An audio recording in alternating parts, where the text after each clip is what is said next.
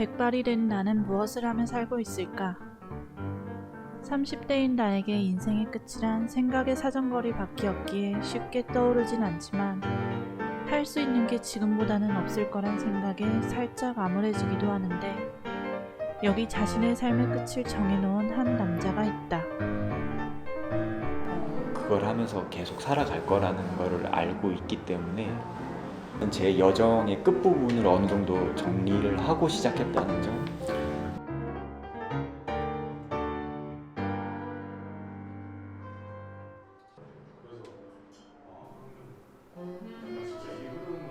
영하 10도를 밑도는 아주 추운 날이었다. 잔뜩 움츠린 채 들어온 이곳은 몸과 마음을 녹이기 충분했다.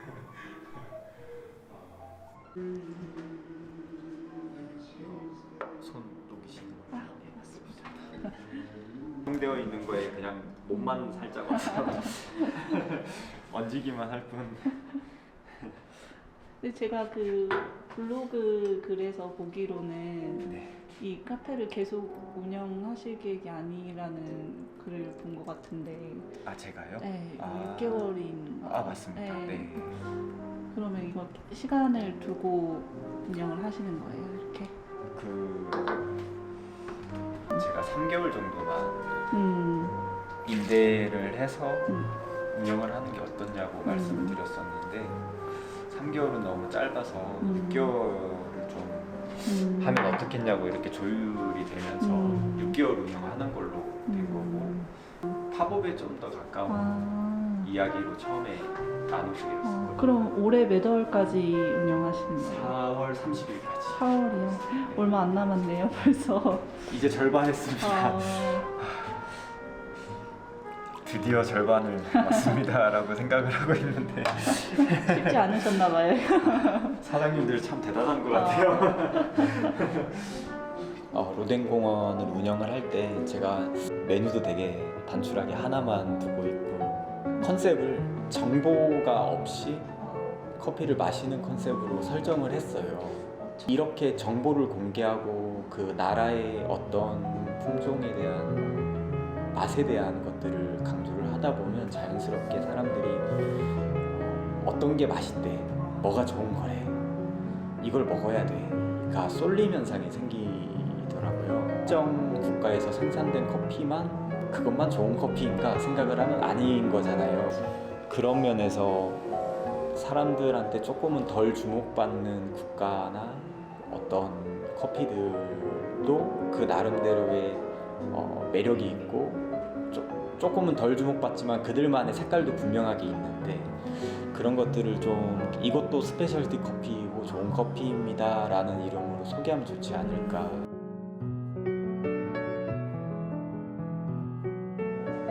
이제 정말 알고 싶어 하시는 분들 계시면 슬쩍 말씀드리겠는데요. 네. 그 로댕이라는 이름이 붙어 있는 것도 생각이 너무 많은 편이라 이제 인스타그램 글 쓸 때도 생각이 많아서 와이프가 생각하는 사람 같아 라고 얘기를 해줬는데 그걸 들으니까 그거 로댕이 조각한 거잖아. 로댕 좋은데? 해서 붙인 거였거든요. 고민하느라고 행동을 빠르게 하는 타입은 아니었던 것 같은데 근데 어떻게 보면 로댕이라는 이름을 붙였을 때 저한테 하는 얘기인 것 같기도 해요. 그만 생각하고 그냥 하라는 얘기라고 느껴지게 돼요. 그래서 가급적이면 뭔가를 할 때 크게 주저하지 말고 그냥 하는 게 좋지 않나 그런 생각을 일단 선택을 하고 수습을 잘하자 라고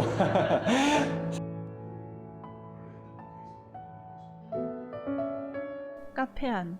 천천히 인테리어를 둘러보다 시집 한 권이 눈에 띄었는데 마침 그 시집을 쓴 작가분이 카페를 방문하셨다.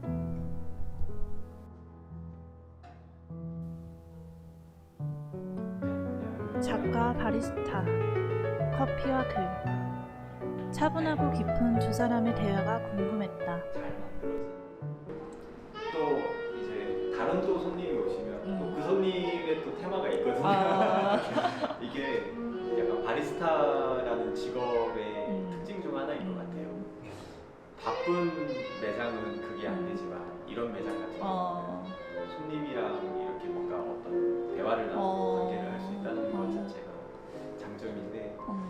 할 수 있다는 거는 돈을 못 벌고 있잖아. 남이 편한 것 같아요. 제 기준에.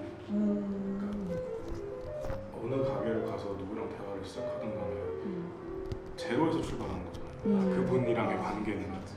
근데 이제 제 주위에 있는 다른 사람이나 뭐 가족을 포함한 이런 사람들은 이미 그 쌓아온 세월의 밀도가 있는 거고 이 밀도를 어느 순간 드라마틱하게 바꾸기는 쉽지 않은 얘기고 근데 이제 이런 식으로 뭔가 이렇게 새로 플러스가 되는 관계나 어떤 상황에 맞게 플러스가 되는 인연들은 그 시작점이 좀 다르니까 맞아요. 좀 내가 어떤 식으로 끌어가냐에 따라서 괜찮은 인연이 될 수도 있는 거고 아닌 인연이 될 수도 있는 거니까 그런 부분을 생각을 하면 오히려 그래서 저도 잘 모르는 분들이랑 대화하는 게 더 편할 때가 있어요. 그래서 도움이 되는 관계가 사실 엄청 친한 관계라고 하기보다는 약한 유대관계 어느 정도의 거리가 이 있는 관계가 실질적으로든 뭐 소개를 시켜줬든 뭐 좋은 기회를 줄 때 그들에게 얻는 기회가 훨씬 더 많고 그렇다는 얘기도 들었어요.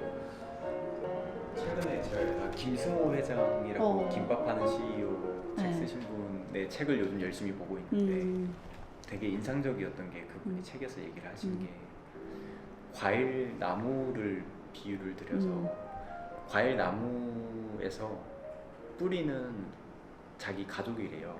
이 뿌리가 단단하게 다져져야 줄기가 올라오고 그 줄기는 제일 가까이 있는 아주 친밀한 사람들이 이제 줄기가 되고 그런 사람들이 탄탄하게 잘 형성이 되면 줄기가 자라나서 가지를 뻗는데요. 그 뻗어진 것들이 새로운 인연이래요. 근데 항상 나무의 열매는 가지에서 열린대요. 뿌리가 안 단단하면 줄기가 없고 그러네요. 줄기가 없으면 가지가 없는데 기회는 가지에서 나오기 때문에 뿌리와 그래서- 줄기를 잘 다듬고 가지를 뻗으려고 많이 해야 열매가 생긴다고 얘기를 하시는데 진짜 좋은 말이구나 생각을 했었거든요. 만 움직여서 하는 로봇도 있고, 그러니까 그 각각의 분야의 로봇들은 지금 이미 많은데 휴머노이드 로봇이 나오면 모든 걸 대체할 거라고. 그래서 2023년도였나요? 커피 향이 은은하게 몸에 배일 때쯤 좋은 커피란 무엇이냐는 무책임한 질문을 툭 던져보았다.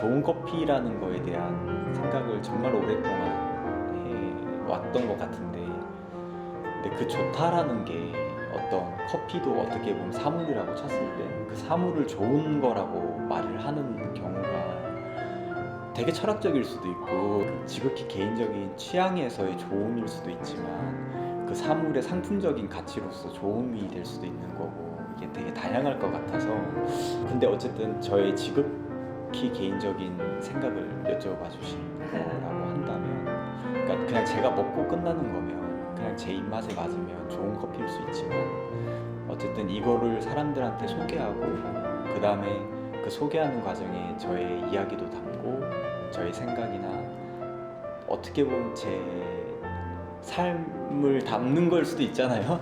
깊게 얘기를 한다면 그런 면에서 봤을 때 이 커피가 좋은 건 뭘까라고 생각을 한다면 만들어지는 전반적인 과정에서 좋다라고 볼 수 있는 그런 형태들을 가지고 있는 게 좋은 게 아닐까 생각이 들어요. 예를 들어서 비유를 들자면 과거에는 커피 재배를 식민지에서 생산을 하고 유럽에서 소비를 하는 패턴이었거든요.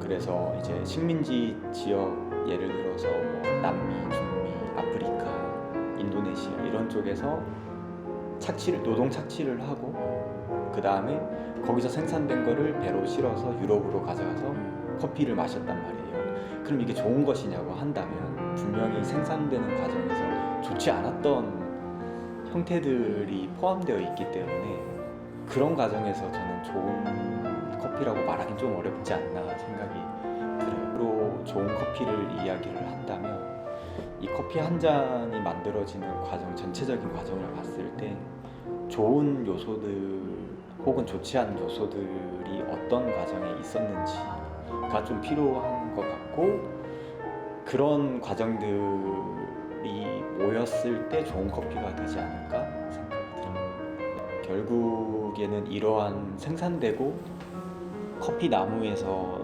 자라난 열매를 수확을 하고, 수확한 열매에서의 생두를 가공을 하고, 그다음 그 가공된 거를 소비자국으로 가져와서 생산을 해서 추출을 하는 과정까지 전반적인 과정을 봤을 때 조금 더 윤리적이고 좋은 과정들이 포함되어 있는 것들에 포커스가 맞춰졌다고 생각해요.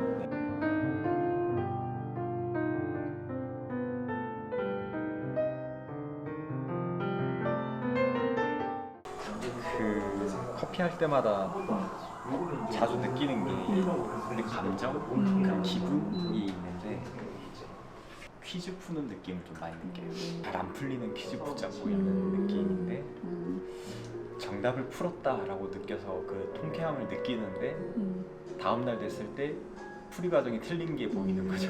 그러면 또 다시 풀고 그 과정이 계속 반복인데, 그 푸는 과정을 좀 재밌게 느끼는 것 같아요. 근데 이제 저 같은 경우는 조금 다른 케이스였던 게, 진로에 대한 고민을 좀 한창 20대 초반에 하고 있었는데 평생 직업을 가지고 싶었어요. 그때 당시에는 나이가 들어서 할 수 없는 일이라거나 그런 식의 어떤 직업보다는 꾸준히 계속 일을 하면서 그 일 속에서 보람을 느끼는 삶을 살고 싶다라는 거에 대한 생각을 좀 가지고 있었거든요. 그런 직업을 가지려면 어떤 직업들이 있을까 하면서, 그러다 우연히 이제 어떤 카페에 갔는데 이렇게 어르신께서 하고 계시더라고요. 그 모습 보고서 어쩌면 나도 가능할 수도 있겠다라고 시작을 하고 보니까 제 성향이랑 되게 잘 맞고 재밌고, 그러면서 계속 오게 되었어요.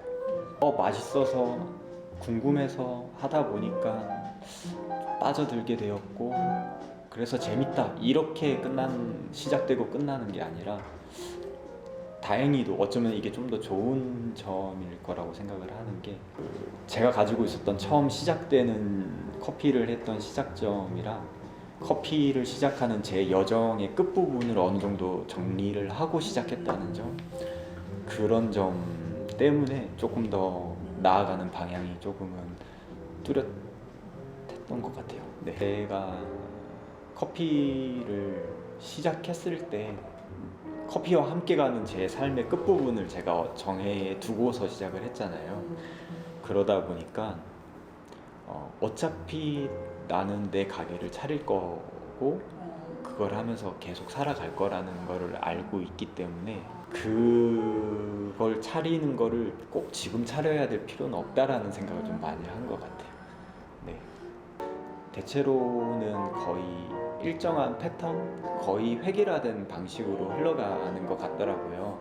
커피에 관심이 생겨서 바리스타를 하다가 창업을 하거나, 아니면 다른 데 이직을 여러 번 하다가 뭐 로스터가 되거나 대회에 나가거나 이런 식의 작은 활동들을 하다가 30 초반 정도 되면 이제 취업을 하기에는 조금 애매해지는 나이가 다가오거든요.